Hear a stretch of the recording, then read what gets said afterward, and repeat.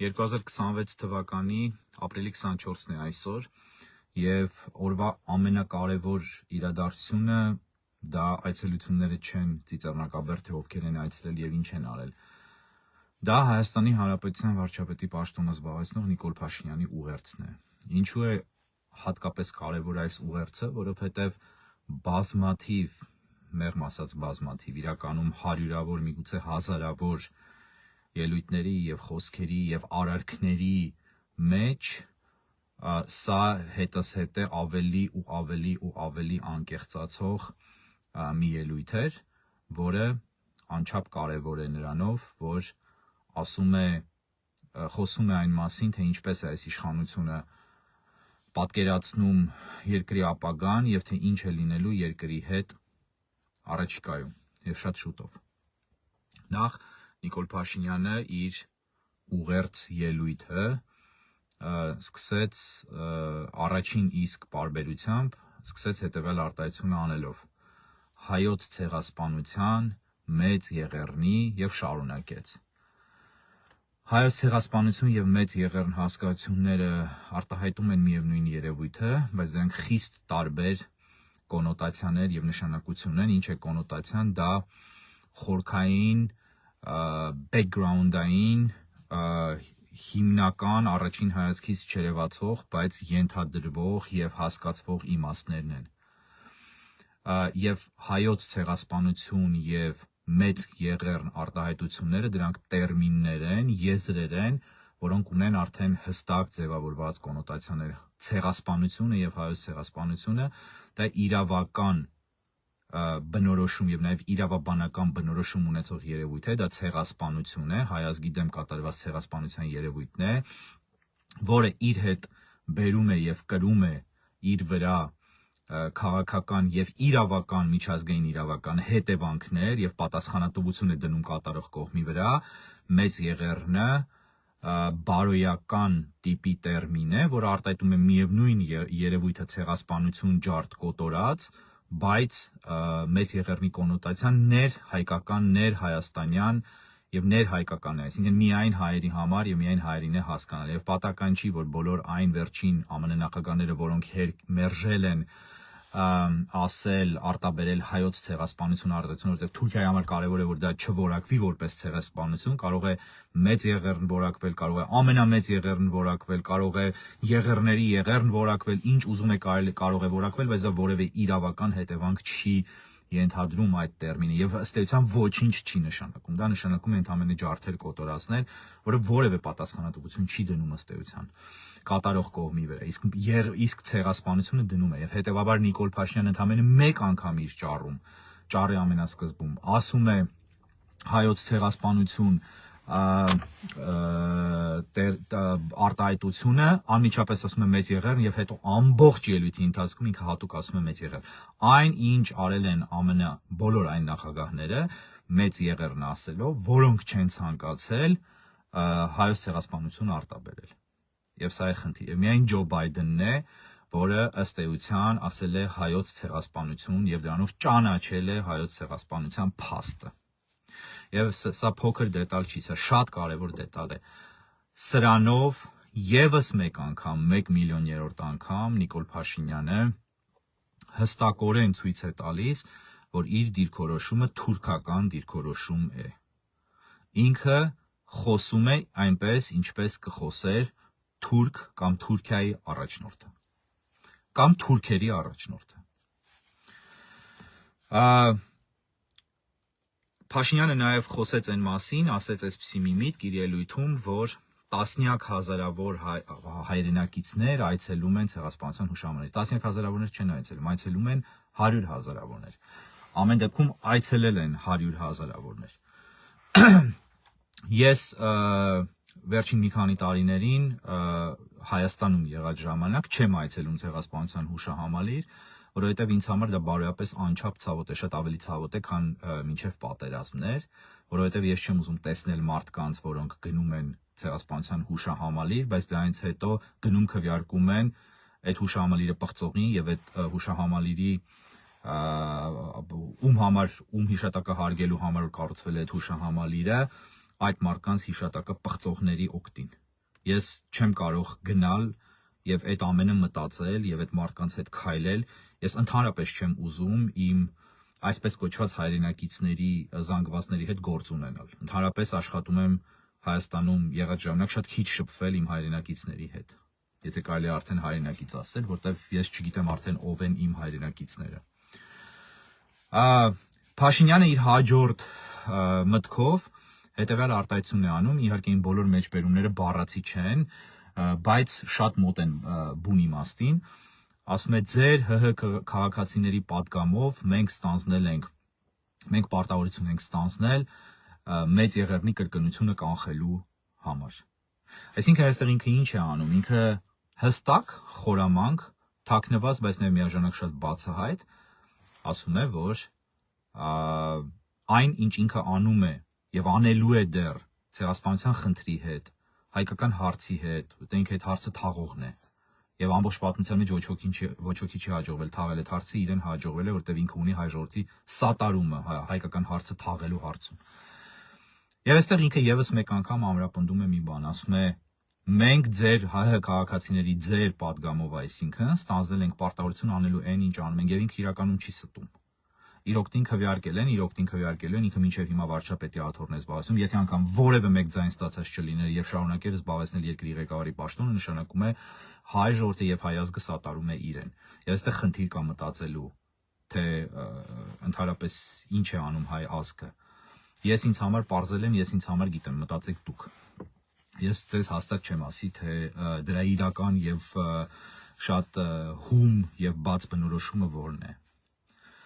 Ամեն դեպքում ինքը պատասխանատվությունը դնում է հայ ժողովրդի վրա եւ ճիշտ է անում է սառումով։ Այո, եթե իրեն թույլ են տալիս, եթե ինքը դեռ վարչապետ է եւ իրեն թույլ են տալիս այս ամենը անել, ուրեմն ինքը ճիշտ է ասում, որ ինքը սա ստանձնել է հայ ժողովրդի մանդատով, հայ ժողովրդի թույլտվությամբ։ Հետևաբար ստացվում է, որ հայ ժողովուրդը նրան թույլ է տվել, որպեսզի պղծի հայ ժողովրդի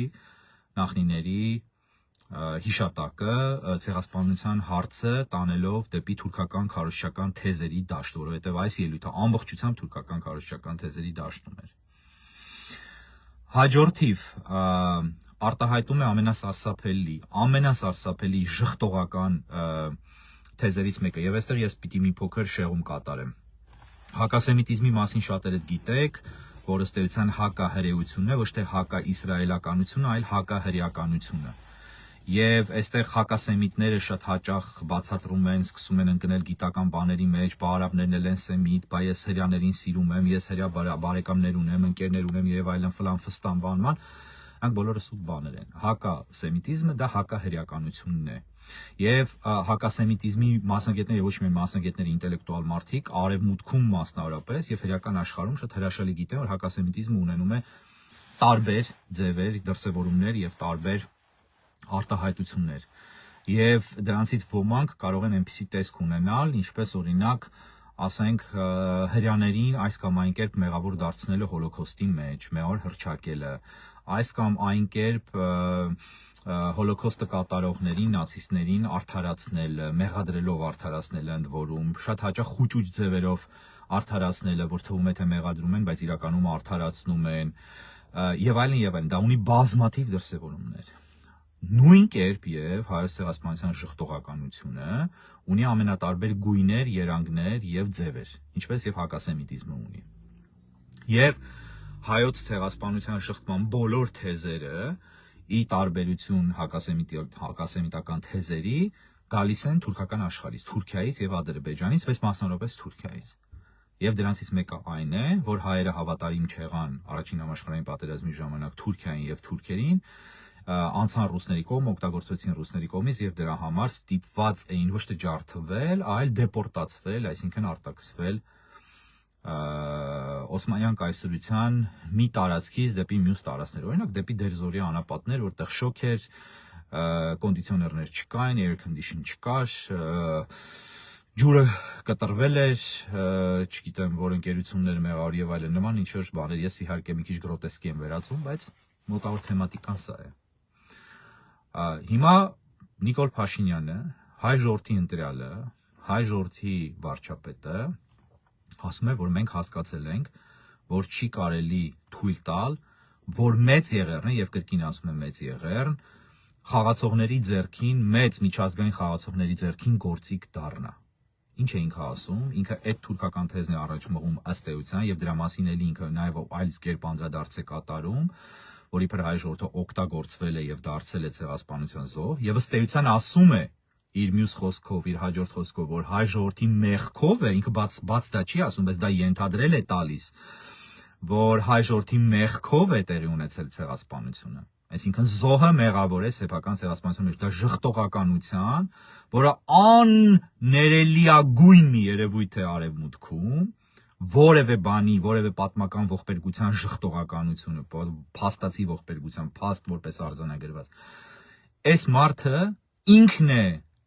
ժխտում սեփական ազգի եւ իր գլխավորությամբ գոյատևող, գոյություն քարշ տվող ազգի ցեղասպանությունը եւ դա լրիվ նորմալ է ընկալվում եւ գնացեք կոմենտները նայեք, մեկնաբանությունները նայեք, գրությունները նայեք, ուղղակի եթե նորմալ մարդ եք կսարսափեք, թե ոնց կարող են, չասեմ հայախոս մարդիկ անգամ այդպիսի բաներ գրել, ոնց կարող է մարդ անգամ որ հայ չի, հայախոս չի, ոնց կարող է նա գրել այդպիսի բաներ, տեքստեր այս ժխտողականության տակ։ Եվ մարդը ըստ էության ինչ է ասում այս մի նախադասության, որտեղ այստեղ երկար նաև կարևոր իմաստ կա բացի պարզ ժխտողականությունից, որ հասկացել ենք, որ չի կարելի թույլ տալ, որ մեծ եղերնը մեծ խաղացողների ձեռքին գործիք դառնա։ Այսինքն ասում է, որ Թուրքիայի վրա ճնշումներ են կատարել այլ պետությունները, մասնավորապես նկատի ունի արևմուտքին, բայց իրեն հարցնողներին կամ ակնարկողներին կամ իր քարոզչամեքենան կարող է ներկայացնել, թե ինքը նկատի ունի Ռուսաստանին, բայց Ռուսաստանը ցեղասպանության հարցը երբեք չի օգտագործել Թուրքիայի դեմ, որտեղ Թուրքիայի դաշնակիցն է եղել միշտ եւ մշտապես։ Ինքը ուզում է ասել, որ արևմուտքը օգտագործել է որպես լծակ Թուրքիայի վրա ազդելու հայոց ցեղասպանության խնդիրը։ Հիմա այստեղ հարց, իսկ ինչի պիտի թույլ չտալ, որ մեծ եղերնը, ինչպես ինքն է ասում, իրականում հայոց ցեղասպանությունը մեծ խաղացողների ձեռքին գործիք չդառնա, ինչի։ Արդյոք դա վատ է։ Նա տուղերները շարժեք։ Արդյոք վատ է, որ ձեր խնդիրը օգտագործելով, թեկուս եւ հենց իրենց սեփական շահը պիտի պաշտպանեն։ Իրենց սեփական շահերից ելնելով ճնշեն նրան, ով կատարել է ցեղասպանություն եւ չի ճանաչում, չի ընդունում այդ ցեղասպանությունը։ Արդյոք դա վատ է։ Հələ մի հատ մտածեք, որևէ մեկը այս միտքը չի արտահայտել։ Հիմա ես արտահայտում, արդյոք դա վատ է։ Իսկ ինչի է վատ։ Այսինքն ինչ է, ինչ որ մեքենա է, որ կանգնացրել եք ձեր գարաժում եւ որևէ մեկը չպիտի քշի, եւ այդ մեքենայով պիտի չկիրառի, ասենք ֆինանսական ճնշում կամ այլ տիպի ճնշում այլ պետության վրա։ Ինչի՞ չէ։ Եվ դուք դրանից չեք օգտվելու։ Իսկ ինչի՞ պիտի թույլ չտաք, այսինքն դուք պաշտպանում եք Թուրքիայի շահերը։ Դուք թույլ չեք տալիս, որ Թուրքիան, որը կատարել է ցեղասպանություն, հայերի ցեղասպանություն, դուք չեք թույլ տալիս, որովհետեւ Թուրքիան ցեղասպանության պատճառով ենթարկվի ճնշումների, որտեղ դա ձեր սեփական ցեղասպանությունն է եւ դուք դա պահում եք, որ Թուրքիայի հետ լավ լինեք, Թուրքիան չասի, հələ մի հատ մեջ ընկեք եւ մի թողեք, որ ին վրա ճնշումներ կատարեն, եւ հենց դրա համար էլ է ժխտողականությունը կատարվում է, այո։ Որտեղ սա թուրքական շահերով առաջնորդվող կառավարություն է։ Սա թուրքական շահերով առաջնորդվող կառավարություն է։ Այս կառավարությունը խոսում են ամեն ինչ, խոսում են թուրքերը։ Երկար տարիներ, նախքան այս վարչապետի ծնվելը անգամ։ Հաջորդը Նիկոլ Փաշինյանը շատ է սիրում մեջ բերել մի հրատարակություն, որը ամենաապուշ, ամենատխմար հրատարակություններից մեկն է, դա Հայաստանի ազգային ակադեմիա է, բայց դե քանի որ անունը ակադեմիա է, ազգային էր, բան եւ այլն, այդպես հայերի մեջ բան կա, չէ, սրբազնագույնության բանը պատկերացումներ կան։ Եթե մի բան գրված է ինչ որ թերթոնում, ապա դա ուրեմն հավանաբար ճիշտ է։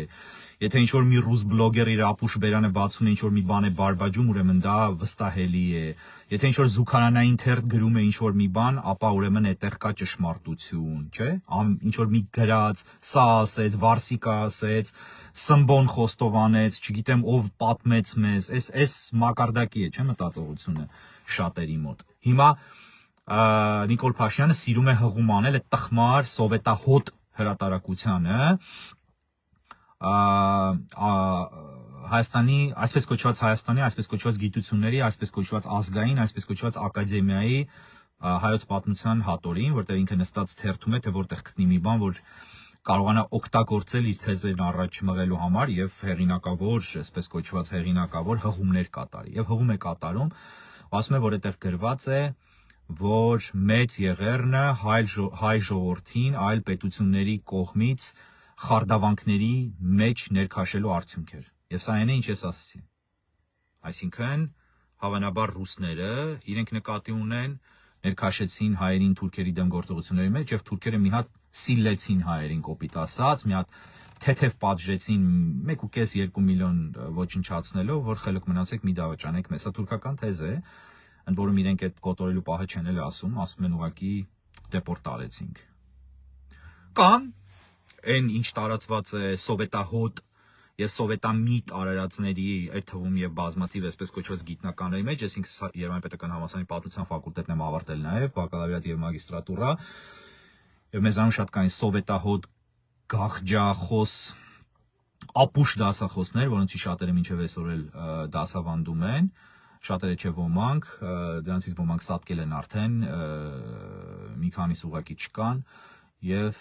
կան դեռևս ոմանք, որոնք դասախոսում են, եւ նրանց կարծիքով արևմուտքը չարիք էր, որը օգտագործեց Հայաստանին, հայերին Թուրքիայի դեմ։ Եվ այս գաղափարներն են։ Իրականում ես այստեղ շատ երկար եւ բարդ թեմա եւ դրան ես առանձին առիթ կունենամ անդրադառնալու, բայց իրականում ինչ է տեղի ունեցել, ինչ է տեղի ունեցել ցեղասպանություն, շատ պարզ պիտի ասեմ։ Թուրքիան չէր կարողանում, Օսմանյան Թուրքիան չէր կարողանում ձեռք բերել լիակատար էթնիկ վերահսկողություն իր երկրի տարածքի նկատմամբ։ Առաջին համաշխարհային տարիների նախորդին եւ հենց տարիներին սկսեց կորցնել արաբական աշխարհի հանդեպ տիրապետությունը, սկսեց կորցնել Բալկանների հանդեպ տիրապետությունը, Հունաստանի հսկայական հատվածների հանդեպ տիրապետությունը եւ ինքը պիտի պահպաներ իր պետականությունը, որտեղ թուրքերը աշխարհի ամենապետականամետ եւ պետականաստեղծ եւ պետականամիտ ազգն են, եւ այդ առումով շատ մեծ հարգանքի են արժանի, եւ ինչ պիտի անեին, իրենք պիտի գոնե լիակատար վերահսկողություն հաստատեին իրենց ամենակարևոր հատվածի վրա իրենց կառավարած երկրի, դա Արևմտյան Հայաստանն էր եւ նաեւ նախկին բյուզանդական կայսրության բուն տարածքները Արևմտյան Հայաստանից դեպի արևմուտք, եվրոպական հատվածը հատկապես, եւ դրա համար տեղի բնիկները պիտի ոչնչանային։ Եվ տեղի ունեցավ ծրագրված ցեղասպանություն, դրա համար օգտագործվեց առաջին համաշխարհային պատերազմի ժամանակը եւ հայերը մաքրվեցին այդ տարածքներից, որովհետեւ բնիկներն էին, որովհետեւ դոմինանտ էթնիկ խումբներ, որովհետև տնտեսության հսկական ճյուղեր կառավարում էին հայերը եւ թուրքերը չէին կարողանում ամրապնդվել, օսմանիզմի քաղաքականությունը, որը ենթադրում էր, որ բոլորը օսմանյան Թուրքիայի քաղաքացիներ են եւ դրանով իբրև պիտի ուծացվեն եւ ձուլվեին, չարթարացրեց իրեն, չարթարացնեց պանիսլամիզմի քաղաքականությունը, որ հաջորդեց օսմանիզմին, այսինքն բոլորը մահմեդական էին եւ կամ պիտի մահմեդական լինեին եւ դրանով հավասար էին, մյուսները ովքեր մահմեդական չէին, ցածր էին եւ այդ ցածության մեջ էին հավասար, բայց այնուամենայնիվ պիտի եթե մահմեդական ես լավ կլինես եւ քաղաքացի ես եւ դա էլ չարթարացրեց իրեն եւ որոշեցին արդեն կենտրոնանալ ազգայնականության վրա եւ առաջ եկան Իզիագյոկ Ալպի, դոկտոր Նազեմի, Բեհայեդին Շաքիրի պես գաղափարախոսներ թուրքականության, որոնք իրենք անգամ իրենցից ոմանք թուրք չէին, քուրդ էին եւ այլն, եւ նրանք ստեղծեցին այս գաղափարախոսությունը, ազգայնականությունը թուրքական եւ դա ենթադրում էր մնացած բոլոր ցեղերի ոչնչացում։ Սցենարը եւ մոտեցումը մոտարապես նույնն էր, ինչ տեղի ունեցավ Գերմանիայում հրեաների հանդեպ։ Բեղավոր հրեշի համար կարևոր էր հրեական տարից ազատվելը Գերմանիայում, որովհետեւ բոլոր մեղքերը շատ հարմար էր հրեական տարի վրա բարթելը։ Եվ սկսվեց հակասեմականությունը, հակահրեականությունը եւ ցեղասպանությունը, եւ սկսեցին ոչնչացնել հրեաները, բայց մեն հրեաներին չէին ոչնչացում, գնչուներին էլ էին ոչնչացում ամբողջությամբ, ոչնչացնում էին անգամ հաշմանդամներին, ոչնչացնում էին գեյերին, ոչնչացնում էին տարբեր փոքրամասնությունների, էթնիկ, կրոնական եւ այլն, նացիստական Գերմանիա եւ Թուրքիայում նույնպես միայն հայերի չոչնչացեցին, ասորիների, հույների, Զմյուրնիայում, Իզմիրում սարսափելի ջարդ տեղի ունեցավ հույների եւ դա տեղի ունեցավ բուն ցեղասպանության կատակլիզմից բավական հետո անգամ, որտեվ այդ քաղաքականությունը չէր փոխվել։ Հիմա Հայերն են ըստ էության ստացվում է այս մարդու ելույթից եղել մեղավոր հայոց ցեղասպանության մեջ։ Եվ սա սարսափելի բան է, հիմա իմ հեռախոսը սկսում է նստել, ես փորձեմ միացնել լիցքավորիչ սարք, որպեսզի չնստի եւ կարողանամ խոսքս ավարտին հասցնել։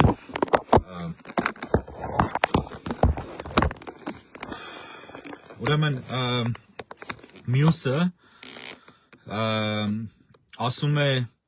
շատ հետաքրքիր բան է ասում, որ թվում է թե կապ չունի, որ թվում է թե այսպեսի միջայլոց միտք է եւ այլն, եւ ինքը ասում է, որ մենք այլ հայրենիք փնտրելու կարիք չունենք։ Սկսում է հերվից է սկսում, բական խելացի հնարքներ են սրանք, բայց դեբիլների համար են հաշվարկած։ Նորմալ խելացի մարդիկ այս ապուշություններին չեն կարող տրվել, ապուշություն հնարքը նկատի ունեն, որտեղ խոսքը ապուշություն չի։ Բայց տրվում են բնականաբար եւ ասում է մենք պիտի բավարարվենք եղած հայրենիքով, սա փոքր տարածք չի, ընդ որում այդ տարածքը քիչ է բնակեցված։ Մեր տասնյակ բնակավայրեր դատարկ են, ասում է, սա երկիրը թեր բնակեցված է,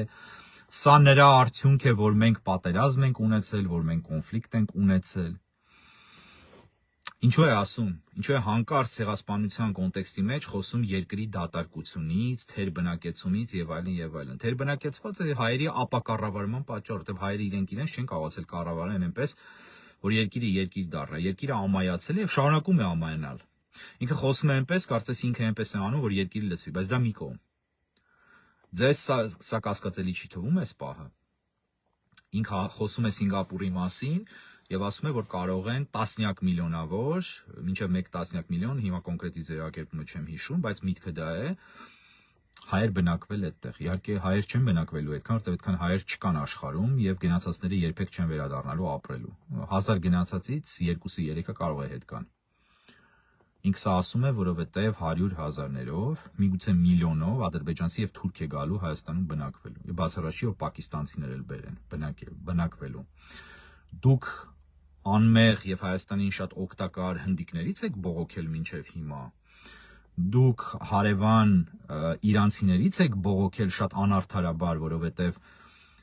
իրանցի զբոսաշրջիկների եւ այցելուների եւ Հայաստանում բնակություն հաստատածներից միայն օգուտ կարող է լինել Հայաստանին։ Էլ չասեմ հնդիկների մասին, թե ինչպիսի ահառելի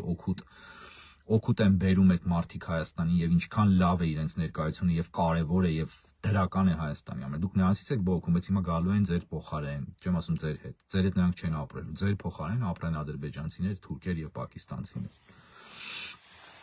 Եվ սրա համար է, որ Նիկոլ Փաշինյանը խոսում է Հայաստանի դատարկության մասին, Հայաստանի հնարավորության մասին, որտեղ վաղ ինքը ասելու է, տեսեք, լիքը տեղ կա երկրում այս մարդկանց ընդունելու։ Ու բերելու է հենց այդ բանով։ Եվ ինքը ասում է, հայրենիքը դա պետությունն է։ Եվ ինքը ասում է շատ մի սարսափելի բան, ինքը ասում է ինքնությունը դա պետությունն է։ Հայերը պետությունը վերագտել են շուրջ 600 տարի հետո, եթե Կիլիկյան թագավորության անկումից հետո հաշվենք, իսկ իրականում 1000 տարուց հետո, եթե ոչ ավելի։ Միայն 1918 թվականին, հետո կորցրել են 2 տարի հետո եւ 70 տարի չունենալով պետություն, կրկին պետականատիպ ճորտապետություն են ձեռք բերել,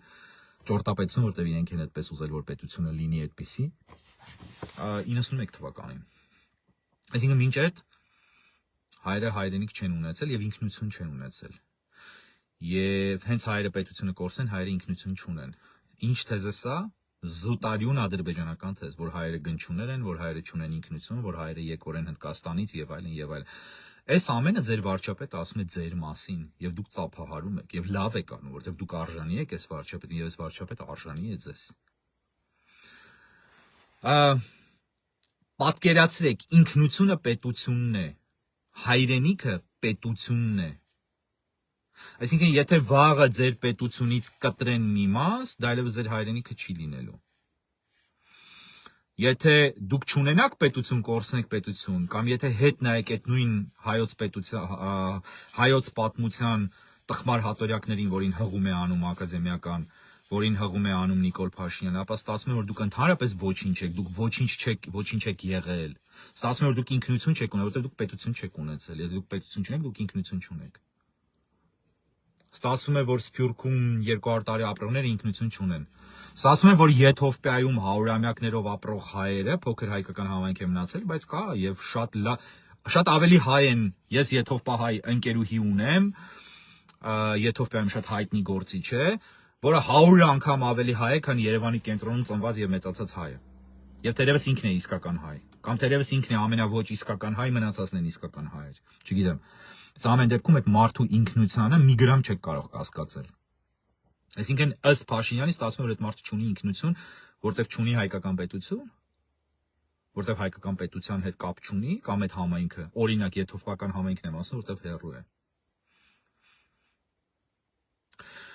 Լավ, հիմա հաջորդ միտքը ասում է այն ուժերը, որոնք կապված հայրենիքը որոնք հայրենիքը վերադարձնելու հետ կապված կոչեր են անում, որոնք խոսում են հայրենատիրության մասին եւ այլն, դնում են Հայաստանը 1778 թվականի Սան Ստեֆանոյի պայմանագրի ռելսերի վրա, որի արդյունքում մենք կորցրեցինք այս, կորցրեցինք այն, Սան Ստեֆանոյի մասին հիմա չարժի խոսել, բայց իր ասածը ինչ է, իր ասածը այն է, որ ինչ պարտադրվում է Հայաստանին, պետք է դա ընդունել, որպեսզի չկորցնենք եղած, իսկ ինչի պիտի կորցնենք, իսկ ինչի չեք ուզում պայքարել, իսկ ինչի ընդհանրապես չպայքարելը դարձել ձեր համընդհանուր պաշտամունքի առարկա, իսկ ինչի եք վախենում ընդհանրապես հայրենիք ազատագրելու գաղափարներից, ես չեմ ասում գնացեք ազատագրեք, դուք դրան ընդունակ չեք, դրան արժանի չեք, դուք դա երբեք չեք արել եւ երբեք չեք էլ անելու, բայց ուզում եմ հարցնել, չկան արդյոք մարդիկ, որոնք այդքան դուխ ունեն ասելու եւ խոսելու, որ հայրենիքը օկուպացված է։ Եվ եթե բոլորը վախենում են այդ թեմայից, ես օրինակ սկսել եմ դեմ լինել Հայաստանի տարածքների ազատագրման գաղափարին, որովհետեւ դուք արժանի չեք դրան, ոչ թե չեք կարող եք, բայց դուք արժանի չեք դրան։ Դուք եղածը չեք ուզում պահել։ Ես կարծում եմ, որ ադրբեջանցիները եւ թուրքերը արժանի են ձեր հայրենիքի տերերը լինելուն։ Որտեղ նրանք սիրում են ձեր հայրենիքը, ի տարբերություն ձեզ։ Եվ բոլորն են սիրում իրենց հայրենիքները, իսկ ադրբեջանցիներն ու թուրքերը ձեր հայրենիքն են սիրում, իրենց ստեղծած ձեր հայրենիքին գումարած սիրում են նաև այսօրվա ձեր հայրենիքը։ Այսինքն ձեր վերահսկողության տակ այսօր գտնվող ձեր հայրենիքի հատվածը ավելի ճիշտ, եթե ձևակերպեմ։ Դուք չեք սիրում։ Իրենք իրենց չեղածը հայտարարում են իրենցը, դուք ձեր եղածը հայտարարում եք ոչ ձերը, իրենցը, նրանցը։ Դուք արժանի չեք։ Ինչ ազատագրել, ինչ բան։ Վերջում Փաշինյանը ասում է, որ հայ ժողովուրդը գնում է այս ճանապարհով, հետևում է իր օրակարգին եւ իրեն ըստ էության իր միտքը այն է, որ իրեն մանդատ է տվել անելու այն ինչ անում է եւ ինքը դա անելու է։ Ինքը ճիշտ է ասում։ Նիկոլ Փաշինյանը ճիշտ է ասում։ Նիկոլ Փաշինյանը մեկ այլ ճիշտ բան է ասել եւ սիրում է դա կրկնել։ Ասում է, եթե ինձ հետ համաձայն չեք, գնացեք եւ հեղափոխություն արեք։ Եթե չեք անում եւ չեք արել, ուրեմն դուք ինձ հետ համաձայն եք։ Միանշանակ ճիշտ է ասում, ես իր հետ համաձայն եմ այս հարցում։ Ես սա չեմ ասում հեգրանքով։ Եթե դուք գտնում եք, որ դուք իրեն չեք ընտրել եւ ինքը ոչ լեգիտիմ կերպով վարչապետ է, ինքը 100%-ով չպիտի լիներ վարչապետ։ Առնվազն դուք ձեր բողոքի ցույցերով պիտի ճնշում դնեիք այս կառավարության վրա, որպեսզի նրանք հեռանային։ Դուք դա չեք արել անգամ, ազգովի չեք արել անգամ, դուք այսօր ընտրական, նախընտրական, մկնային, տառականային վազքերի մեջ եք, խժբժոցի մեջ եք եւ ինքը հաղթելու է։ Բայց եթե դուք ընտրել եք, առավել եւս դուք իրեն մանդատ եք տվել այս ամեն ինչը անելու։ Ձեզանից քանիսի զավակներն են պարկած եռաբլուրում, ձեզանից քանիսն է Նիկոլ Փաշինյանի դեմ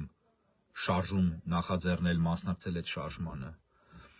5000 զոհեր կան շուրջ, շատ կոպիտ հաշվարկներով շուրջ 10000 ծնողներ պիտի որ լինեն։ Այդ 10000 ծնողների շարժում ենք տեսել ենք, 5000 ծնողների շարժում ենք տեսել ենք, 50 հոգու 1-2 բողոք տեսել ենք, հա, երևի 50 հոգի մաքսիմում։ Ռազմագերիներից ոչինչ, վերադարձած ռազմագերիներից էլ ոչինչ, ռազմագերիների ծնողներից էլ ոչինչ, բոլորից ոչինչ։ Առաջին պատերազմում զոհված 10000 շուրջ մոտավորապես զոհերի ընտանիքները, ժառանգները, այրիները, երեխաները, թոռները, ուր են, ասենք ահռելի թվեր են, եթե գումարեք իրար, նրանց քանի տոկոսն է գնացել քվեարկել Փաշինյանի օգտին, ահռելի հսկայական տոկոսը, այսպիսի բան չկա աշխարհում, դուք եզակի եք, դուք միակն եք, դուք խափում եք ինքներդ ձեզ ասելով, թե ամեն ազգի մեջ էլ մի բան կա, թե մեզ խափել, ձեզ ոչ ոք չի խափել, Նիկոլ Փաշինյանը ունի մի շատ դրական կողմ, 2020 թվականից հետո նա բացարձակապես անկեղծ է ձեզ հետ, ի տարբերություն մինչև 2020 թվականը, պատերազմից հետո նա իր բոլոր անելիքները Ալիևի պես ասում է ձեզ, եւ դուք այդ ամեն ինչի հետ համաձայն եք, ու չասեք, որ համաձայն չեք, ինձ չի հետաքրքրում, ես ամենևին կարևոր չի, դուք խոհանոցում ձեր կնոջդ բողոքում եք Փաշինյանից, թե չէ, նա վարչապետ է եւ վերջ, եւ դրանում պատասխանատու են բոլորը, ես պատասխանատու չեմ անձամբ, եւ էլի մի քանի հոգի, որտեղ մենք այն եզակիներն ենք, որոնք առաջին օրվանից ամենաբաց ձևով եւ ամենակոշտ ձևով ասել ենք մեր մտածածը եւ փորձել ենք այնպես անել, որպեսզի դուք խելքի գաք, բայց դուք չեք եկել։ Հետևաբար ես գալիս եմ այն եզրակացության, Նիկոլ Փաշինյանը ինչ անում է, ճիշտ է անում եւ լավ է անում։ Եվ այն ինչ որ լինելու է ձեզ հետ, լավ է լինելու։ Նկատի ունեցեք, որ այս ելույթում Նիկոլ Փաշինյանը ոչ մի դատապարտում չարեց։ Բացարձակապես չդատապարտեց ցեղասպանություն գործողներին, բացարձակապես չպահանջեց Թուրքիայից ճանաչել ցեղասպանությունը, ընդունել ցեղասպանությունը սեփական, ռեպարացիաներ հատկացնելու մասին բնականաբար ընդհանրապես խոսք չեղավ։ Ոչինչ։ Ընդհակառակը ելույթում հայտնվեց այն միտքը, որ հայերը դարձել են գործի կայլոց ձեռքին եւ ըստ էության ստացվում է այդ խոսքից, այդ ելույթից Փաշինյանի այնպես, որ հայերն իրենք էին մեղավոր իրենց ցեղասպանության մեջ դասական ժխտողականության դրսևորում, որը եթե մեկը անի օրինակ հերական հոլոկոստի պարագայում, փոխաբերական առումով կոկորտը կկրծեն, ուղղակի այդ մարդը կվերանա իր կարիերայով, իր ամեն ինչով, չի կարողանա որևէ երկրում փողոց դուրս գալ, եթե դա հակաիսրայելական կամ ահմեդական որևէ երկիր չի։ Բայց ձեր վարչապետն է սա անում, եւ սա անում է ձեր նախնիների մասին։ Իմ հայրական կողմից պապիկը եւ տատիկը ցեղասպանության վերապրողներ են, սարսափելի պատմություններ կա իրենց հետ կապված, ես այդ պատմությունները գիտեմ եւ ինձ համար նորմալ չի սա, մեղմ ասած, ինձ համար սա ծայրահեղ անընդունել է եւ իրենց հիշատակի համար է, որ ես այս տեսագրությունը անում եմ այստեղից եւ խոսում եմ ձեզ հետ, որովհետեւ պիտի լինի մեկը, որը կխոսի այս մասին, անընդհատ վերլուծում են ինչ որ հիմար բաներ են հիմա գրելու, ինչ որ բաներ են ասում, ինչ որ բան տոտալ հիմարախոսություն է հայկական դաշտում, առավոտից գիշեր տոտալ, բայց իրականություն ձեզ ոչ ոք չի ասում եւ դուք էլ չեք ուզում լսել, ես սա չեմ ասում ձեր համար, ես սա չեմ ասում ոչ ոքի համար, ես սա ասում եմ որպես դիմադրություն իմ պապիկի եւ տատիկի եւ իմ նախնիների արյունը պղծելուն, գոնե իմ մասով ես կատարում եմ իմ պարտքը իրենց հանդեպ, դուք ինչ եք անում, գնում եք Ծիծեռնակաբերդ նա ծաղիկ եք դնում եւ համարում եք, որ հարցը լուծեցիք, բողոք արեցիք, հա, ոչ մի բողոք էլ չարեցիք, ես չեմ գնում Ծիծեռնակաբերդ, բայց ես բողոքում եմ շատ ավելի ուժեղ, ես չեմ գնում Ծիծեռնակաբերդ, որ ձեր հետ չքայլեմ, որ ձեր երեսը չտեսնեմ, որ ձեր հետ չխոսեմ, որ չնայեմ ու մտածեմ, որ այստեղից դուք գնալու եք ընտրեք 2 ամիս հետո, 3 ամիս հետո Նիկոլ Փաշինյանին։ Սա այսպես մի բան էլ ուզում եմ անդրադառնալ այսպես կոչված ուժեղ Հայաստան կուսակցությանը, ես ասել եմ մի անգամ եւ էլի մնում եմ իմ խոսքին, եթե իմ ընտրությունը լիներ Սատանայի եւ Նիկոլ Փաշինյանի միջեւ, ես կընտրեի Սատանային, որովհետեւ ինձ համար չկա ավելի ծայրահեղորեն անընդունելի, մեղմ ասած անընդունելի երևույթ, քան Նիկոլ Փաշինյանը եւ իր քաղաքական ուժն են։ Եվ էլի ես ընդունում եմ, որ Նիկոլ Փաշինյանի միակ հակակշիռը դա Սամվել Կարապետյանի ուժն է։ Չընդունելով այդ ուժը, ես այդ ուժը չեմ ընդունում եւ ավելի ու ավելի չեմ ընդունում, բայց միևնույն է դա շարունակում է մնալ Նիկոլ Փաշինյանի միակ հակակշիռը։ Եվ ինձ համար երկուսն էլ չարիք են, բայց այս ուժը չարյաց փոքրագույնն է գոնե։ Բայց ես ուզում եմ իրենց ասել եւ գիտեմ, որ իրենք ընդհանրապես ուշադրություն չեն դարձնել, ես գիտեմ, որ իրենց պես ուղեղ ունեցողները իմ գաղափարները եւ ինձ համարում են ծայրահեղական, չգիտեմ ինչ հիմար բաներ, բայց իրենք իրականում տգետ են եւ սա չի վերաբերում Կարապետյաններին, սա վերաբերում է թիմին, այդ թիմում եւ ոչ բոլորին թիմում, բայց պատկերացնում մոտավորապես տեսնում ենք ինչ դեմքեր կան թիմում։ Եվ ովքեր են նրանք սովետական բոլշևիկյան մտածողությամբ մարդիկ են։ ԿՊ-ում այլ տիպի բոլշևիզմ է, այստեղ այլ տիպի բոլշևիզմ է։ ԿՊ-ում թրկա բոլշևիզմ է, այստեղ ռուսա բոլշևիզմ է։ Եվ ես թքած ունեմ իրենք ինչպես կմտածեն, բայց լավ կլիներ, որ մի քիչ մտածեին, մանավանդ Նարեկ Կարապետյանի հանդեպ ես որոշակի համակրանք ունեմ զուտ որպես մարդու, կարծում եմ, որ բավական դրական մարդ պիտի որ լինի կյանքում, ընդհանրապես չեմ ճանաչում եւ չեմ կարծում, որ հղպացած ինչ որ կեղտոտ բան կերպար է, չէ, այդպիսի տպավորություն չի թողնում, բայց Նարեկ ջան, դու ընդհանրապես չես տիրապետում քաղաքական թեմաներին, միջազգային քաղաքական թեմաներին, եթե Հայաստանում դեռ գյուղացու կաթը մթերելու հարցով գովազդներ եք կախում եւ դա այդտեղ կարող եք տիրապետել, աշխատատեղեր բացելու հարցին եք տիրապետում եւ այդտեղ ես մասնագետ չեմ, ուզում եմ հավատալ, որ դուք որպես կապիտալիստ բիզնեսմեններ կարող եք 300,000 չէ, բայց մի 30,000 աշխատատեղ բացել, օքեյ, շատ լավ, ասեք, այդտեղ խնդիր չկա, բայց Նարեկ ջան, դու ինչ հիմարություններ ես խոսում Արցախի մասով, Արցախի հանրապետ, դու չես հասկացել, որ Արցախը չկա եւ հայկական չի միայն այն պատճառով, որ ռուսները այնպես արեցին, որ դա անկախ լինի իբրև թե, որպեսզի աշխարհը դա ճանաչի ձեր իսկ ձեռքով որպես Ադրբեջանի մաս։ Ինչ անկախության թեման փակված է։ Արցախը երբևէ չի եղել անկախ եւ չպիտի լիներ անկախ, եթե լիներ Հայաստանի մաս, արդեն բոլորովին այլ պատկեր կլիներ։ Պատահական չի, որ Պուտինը քանի անգամ չարաշահելով այդ հանգամանքը օգտագործում է այդ պահը եւ ասում է, որ անգամ հայերը չէին ճանաչել Արցախի անկախությունը։ Հիմա դու էլի նույն թելն ես թելում, ինչ արել է Քոչարյանը, ինչ արել է Սերժը, ինչ արել է Նիկոլը, ինչ նրանցից առաջ արել է Լևոնը։ Չես կարողանում դու այդ միջազգային քաղաքականության եւ հայկական հարցի խնդիրներին պատասխանել, գոնե բացի այդ քոչարյանական մնացուկներից, այդ թափթփուկներից, բայց մի քանի հոգուց, մի քանի ինչ-որ 1-2 նորմալ դեմք կա քո կողքը, որոնք իհարկե միջազգայինի մասնագետ չեն հիմնականում իրավաբան, բայց ասենք այդ մարդկանցից դուրս մի հատ ավելի մի հատ փորձիր ազգային դաշտում նայել, ես չեմ ասում ազգային դաշտ ասելով նկատի չունեմ բևեռ բան, ամենևին ազգային մտածողության դաշտում մի հատ փորձիր փնտրտուքներ իրականացնել, հասկանալ, մի քիչ միգուցե քեզ այդ էլեկտորատը եւ այդ գաղափարներն են հակադրելու Փաշինյանին, թե չէ ինչ որ դու այսօր ասեցիր, բացարձակապես չի հակասում Փաշինյանին, դա փաշինյանիզմի սկզբնական փուլի խոսքերն են։ Այն փուլում այդպես էր ասում։ Եվ միայն ինքը չէ, դա Քոչարյանիզմ է, դա Սերժիզմն է, բայց եղբայր դու չես հասկացել, որ կամ ձեր թևը չի հասկանում, որ հասկացանք լավ ռուսական եք բան չեք պատկերացնում էլի Ռուսաստանի հետ հարաբերությունների փչացնումից, բանից է խոսում Սամվել Կարապետյան, որ ուղղակի չես հասկանում ինչ եք մտածում դուք, ինչ տրամաբանությամբ եք այդ բաները խոսում։ Եթե չեք ուզում Փաշինյանին խաղաքարտեր տալ եւ ինքն էլ այդ խաղաքարտերը վերցնում ձեր դեմ անմիջապես վիդեոներ է անում եւ ինքը շատ ավելի խելացի է գործում, քան դուք։ Բայց լավ չեք մտածում, ձեզ մի բանով պիտի տարբերեք, որ միգուցե այդ ամեն ինչը այն ինչ որ չի աշխատել, պիտի ուրիշ բան փորձեք, պիտի հասկանաք խնդիրները ինչում են։ Կապվեք 1-2 գիտակ մարդ կա այդ ոլորտում, այդ մարդիկ ձեզ հղումներ կտան, փաստաթղթեր կտան, բաներ կբացատրեն։ Էս ինչ հիմարություններ ես խոսում դու Նարեկ ջան։ Ես սրտանց